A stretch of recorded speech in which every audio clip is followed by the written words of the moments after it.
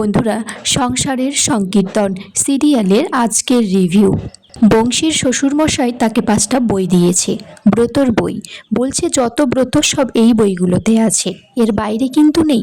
আর একটা কথা মনে রেখো, মানুষকে শারীরিক মানসিক কষ্ট দিয়ে কোনো ব্রত পালন করতে দিও না। বংশীর শ্বশুরমশাই তারপর নন্দকে ফোন করে জানতে চাই যে তোর বৌদির সাথে তোর বাপের কিছু হয়েছে কিনা ব্রত নিয়ে। এদিকে রান্নাঘরে আভা কাদম্বরী রান্না করছে, সেখানে শান্তি এসেছে, বলছে যে মাছের ঝোল আর তরকারি সে রান্না করতে চাই। কাদম্বরী বলছে তোমার তো নতুন বিয়ে হয়েছে, তুমি একটু রেস্ট নিয়ে নাও, অষ্টমঙ্গল থেকে ফিরে না হয় রান্না বান্না করো। কাদম্বরী শান্তিকে একটা নিয়মাবলীর বই দিয়েছে, বলছে এটা ভালো করে পড়তে। শান্তি সেটাকে ঘরে নিয়ে এসেছে। এদিকে জানালাই জয়ন্ত দাঁড়িয়ে বলছে যে শান্তি, আমাকে একটু তোমার কাছে আসতে দেবে? শান্তি বলছে ঠিক আছে, একটা শর্ত আছে।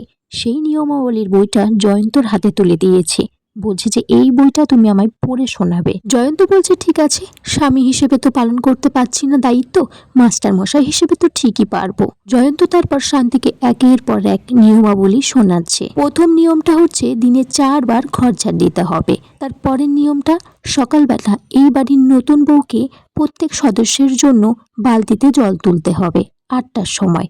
তারপর পরবর্তীতে 9টার সময় আবার সেই জলগুলি ফেলে দিয়ে নতুন জল তুলতে হবে, কারণ উপরের ছাদ থেকে নোংরা খসে পড়বে জলের বালতিতে। শান্তি বলছে আমাকেই একটা কিছু করতে হবে বুদ্ধি খাটিয়ে, যা এই বাড়ির আগের কোনো নতুন বউ করেনি। বালতির উপর একটা থালা রেখে দিলেই তো নোংরাগুলো পড়ে না। তারপরের নিয়ম হচ্ছে ছাদের চিলেকোঠার ঘরে ভাত ছিটিয়ে রাখতে হবে পূর্বপুরুষের অতৃপ্ত আত্মার জন্য। শান্তি জয়ন্তকে বলে যে নিয়মাবলীর বই থেকে নোটে লিখে রাখতে, না হলে সে 10 নম্বর বংশধরকে কিভাবে দেবে। এমনিতেই উই পোকা 3-4টে নিয়ম খেয়ে নিয়েছে।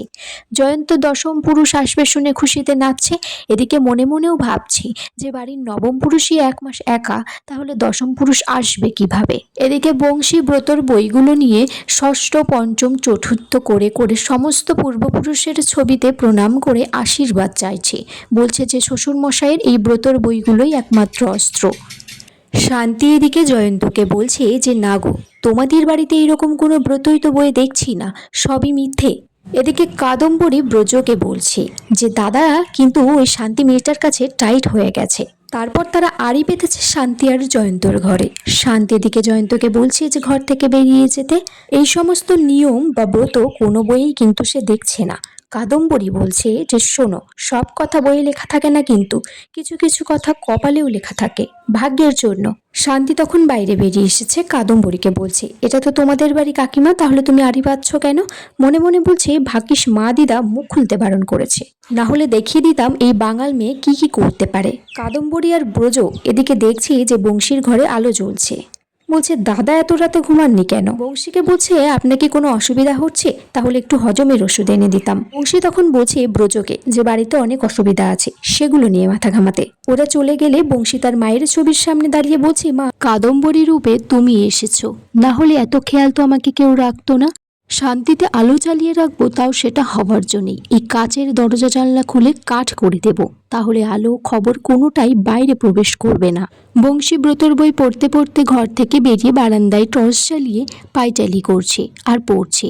শান্তি এদিকে খাওয়ার জল শেষ হয়ে গেছে, সে নিচে জল নিতে এসেছে। দেখছে বংশী কিছু একটা পড়ছে, সে দেখার চেষ্টা করছে বইয়ে কি লেখা আছে।